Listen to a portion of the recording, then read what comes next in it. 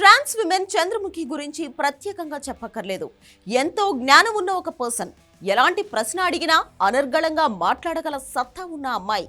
అలాంటి ఆమె కల్కిలో ఒక భాగమైనందుకు ఎంతో సంతోషంగా ఉందంటూ ఒక ఇంటర్వ్యూలో చెప్పుకొచ్చింది. నాకు కల్కి మూవీ నుంచి ఒక మెయిల్ కూడా వచ్చింది. నేను నిజం చెప్తున్నానా అబద్ధం చెప్తున్నానా అంటూ జనాల్లో ఒక ప్రశ్న అనేది వస్తుంది. అందుకే నా కల్కి మూవీ ఆఫర్ లెటర్ కూడా అందరికీ చూపిస్తున్నా. సినిమాలో నాకు సీన్ అంటూ ఏమీ లేదు. నేను కల్కి కోసం పనిచేశా. ఒక సీన్ కోసం అన్ని జెండర్స్ వాళ్ళను చూపించాలని నాగశ్విన్ అనుకున్నారు. వారం రోజులు కల్కి మూవీ షూటింగ్ కూడా చేశా. నేను ఎంత డిమాండ్ చేశానో అంత పేమెంట్ కూడా ఇచ్చారు. కల్కి అంటే అదేమి చిన్న బ్యానర్ కాదు, పెద్ద బ్యానర్ కాబట్టి అందులో ఒక భాగం కావడం చాలా ఆనందంగా ఉంది. కానీ స్క్రీన్ మీద నేను కల్కిలో కనిపించలేదు. క్లోజప్ షాట్స్ తీశారు వర్షం వస్తున్నప్పుడు. కల్కి 2లో ఉండొచ్చు అని అనుకుంటున్నా కానీ పూర్తిగా ఇంకా తెలీదు.